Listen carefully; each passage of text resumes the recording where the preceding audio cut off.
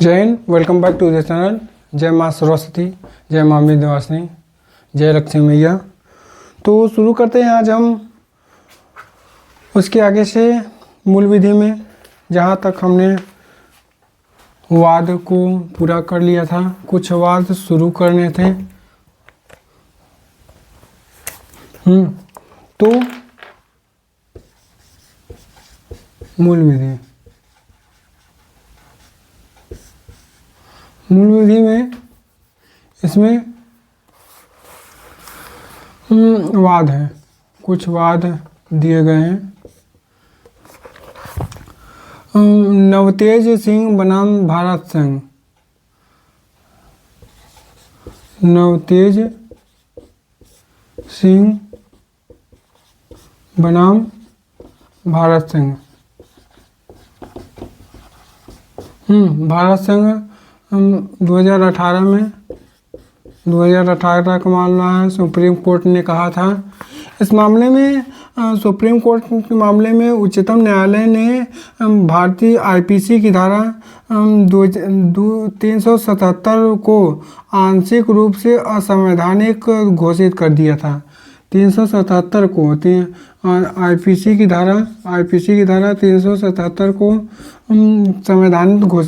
असंवैधानिक घोषित कर दिया था। 6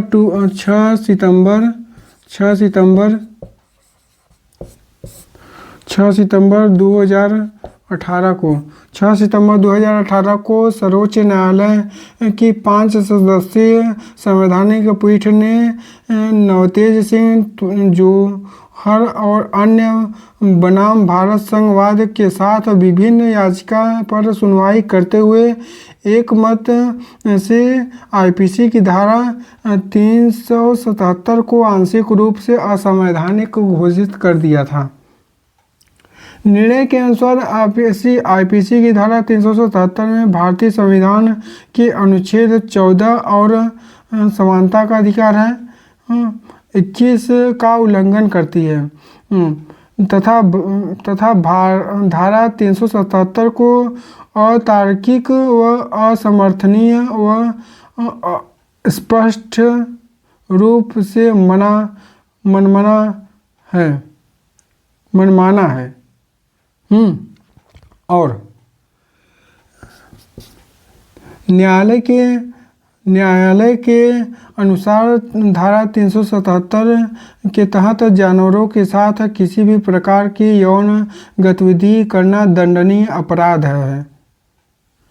ध्यातक है कि आईपीसी की धारा 377 में अप्राकृतिक यौन अपराधों से संबंधित है, जो किसी महिला व पुरुष व जानवरों के साथ अप्राकृतिक रूप से यौनाचार करने वाले को आजीवन कारावास और 10 वर्ष तक का कारावास की सजा या फिर जुर्माने के साथ प्रावधानित है। उच्चतम न्यायालय सुप्रीम कोर्ट ने स्टेट ऑफ तमिलनाडु बनाम नलिनी के वाद में यह अभिनिर्धारित किया कि पत्नी अपने पति को संरक्षण देने पर दोषारोपित नहीं की जा सकती है। अब आईपीसी की धारा 10, 15, 17 में आईपीसी की धारा 15-17 में संपत्ति के विरुद्ध अपराधों के विषय में दिया गया है। और बीएनएस की धारा 10, 15, 17 में, यहाँ पर भी 17 में भी है संपत्ति के विरुद्ध अपराध। संपत्ति के विरुद्ध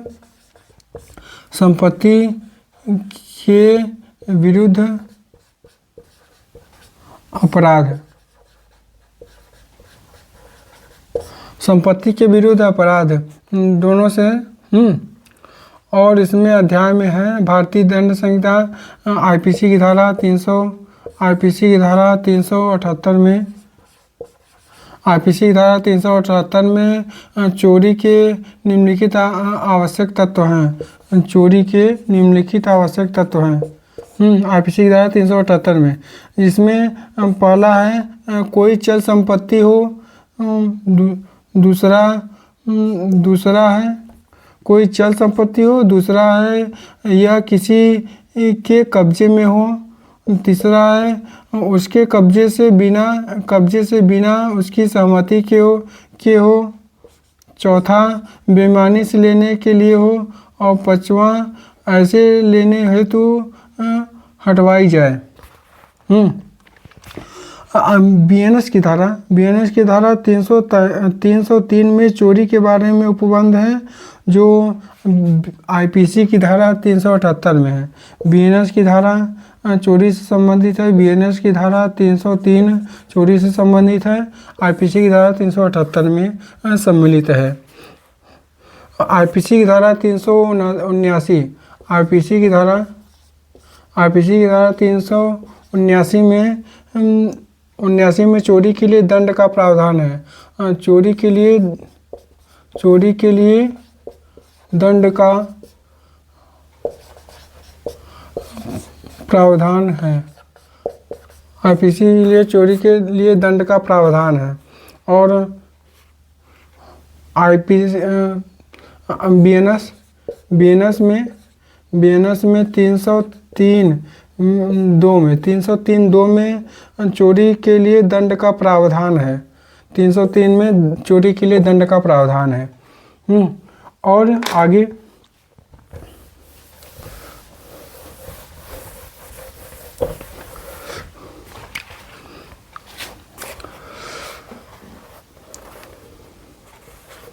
चोरी के लिए दंड का प्रावधान है। धारा 379 आईपीसी की धारा 379 में चोरी के अपराध के लिए 3 साल तक की सजा होगी, 3 साल तक की जेल होगी, या फिर कारावास, या फिर जुर्माना, या फिर दोनों। जुर्माना हो सकता है और या फिर दोनों हो सकता है।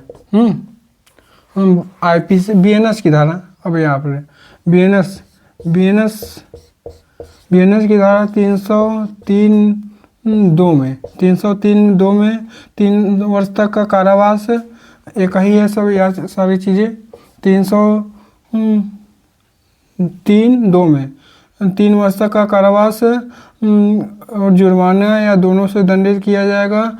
दूसरे या पश्चावर्ती दोष सिद्ध के मामले में कठिन कारावास से जो न्यूनतम 1 वर्ष तथा अधिकतम 5 वर्ष होगी, जुर्माने से भी दंडित किया जाएगा। परंतु चोरी के उन मामले में जहां चोरी की गई संपत्ति का मूल्य 5,000 रुपये से कम हो और कोई व्यक्ति पहली बार के लिए दोष सिद्ध किया गया हो, जो चोरी की संपत्ति वापस करने पर उसके बराबर मूल्य देने पर उस सामुदायिक सेवा से दंडित किया जाएगा। अगर चोरी करने के बाद भी अगर वह 5,000 रुपये से कम हो और वह सामान को वापस कर दे या फिर उसके बराबर का पैसा दे दे, तो यह समुदाय उसको भी दंडित किया जाएगा। सामुदायिक सेवा जो नया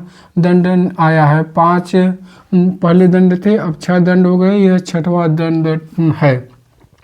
आईपीसी की धारा, अब आईपीसी की धारा यहाँ पर आईपीसी की धारा 383, आईपीसी की धारा 383 में एक्सटॉर्शन मतलब उद्दापन एक्सटॉर्शन, किसी को एक्सटॉर्शन प्रताड़ित करना, उद्दापन की परिभाषा दी गई है।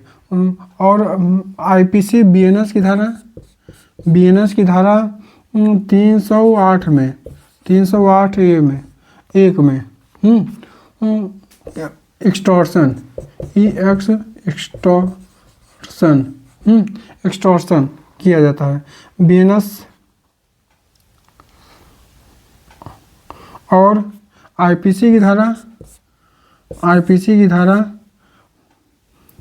300 387 में 387 में संबंध में उत्पाद करने के लिए किसी भी व्यक्ति को मृत्यु या घोर उपहित के भय में डालना।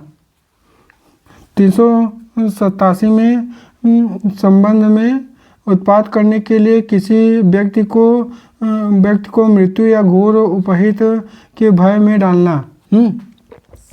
और यही चीज़ें हैं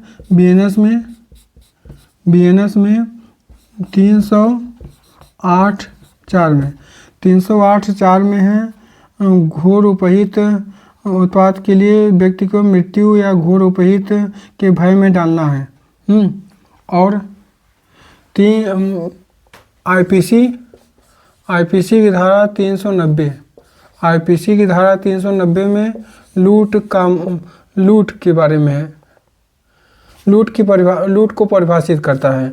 इसके अनुसार सब प्रकार के लूट में या चोरी या उत्पाद चोरी करना या फिर एक्सटॉर्शन करना। और बीएनएस की धारा में 309(1) में लूट को परिभाषित किया गया है। बीएनएस में 309(1) में लूट को परिभाषित किया गया है। आईपीसी में 390 में लूट की परिभाषित किया गया है।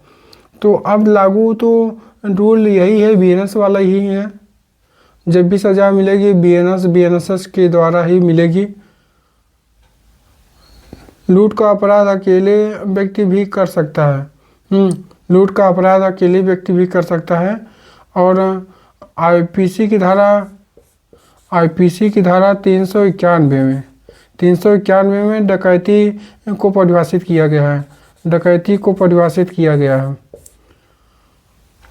और बीएनएस में 310(1) में परिभाषित किया गया है। 310(1) में डकैती को परिभाषित किया गया है। डकैती का अपराध गठित करने के लिए कम से कम 5 या 5 से अधिक व्यक्ति होना चाहिए।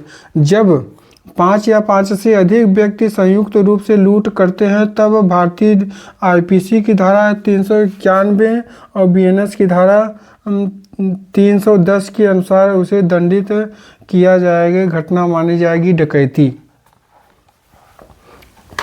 और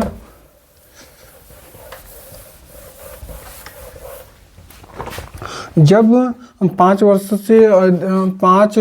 या 5 से अधिक संयुक्त रूप से लूट करते हैं तो बीएनएस की धारा 310(1) के अंतर्गत डकैती की घटना मानी जाएगी। आईपीसी की धारा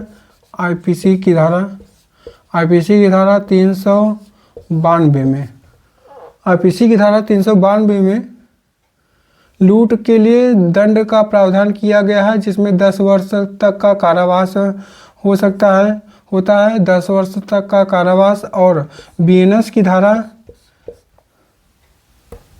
309(4) में लूट के लिए दंडित किया जाएगा। 10 वर्ष तक का कारावास और जुर्माना से प्रावधानित है। और डकैती एक ऐसा अपराध है जो 4 चरणों में दंडनीय माना जाता है। यदि लूट सूर्यास्त और सूर्योदय के बीच मतलब यानी रात में राजमार्ग पर की जाती है तो आईपीसी की धारा 392 के अंतर उसे दंडित किया जाएगा। और इसमें 14 वर्ष तक का कारावास है। इसमें 14 वर्ष तक का कारावास होगा है। 14 वर्ष का कारावास डकैती जो है करता है रात में। और यदि लूट सूर्यास्त आईपीसी की धारा 1900 आईपीसी की धारा 393 में के अंतर्गत 393 के अंतर्गत लूट कारित करने का प्रयत्न करना। लूट का इसमें केवल प्रयत्न करना के अंतर्गत लूट कारित करने का प्रयत्न करना। लूट कारित कार्य करने का प्रयत्न करना।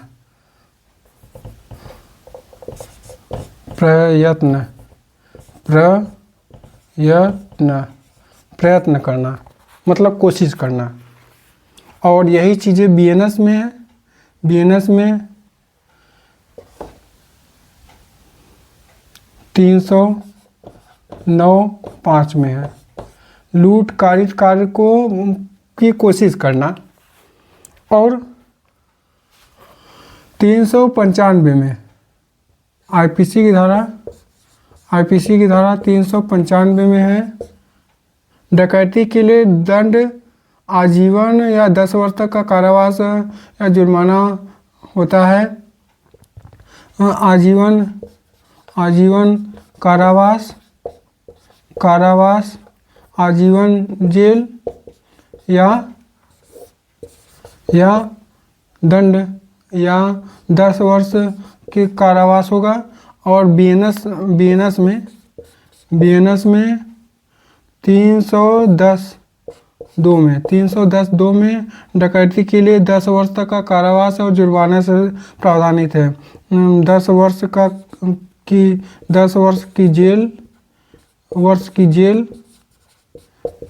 की जेल और जुर्माने से प्रावधानित है। तो आज के लिए इतना ही। जय हिंद, जय भारत।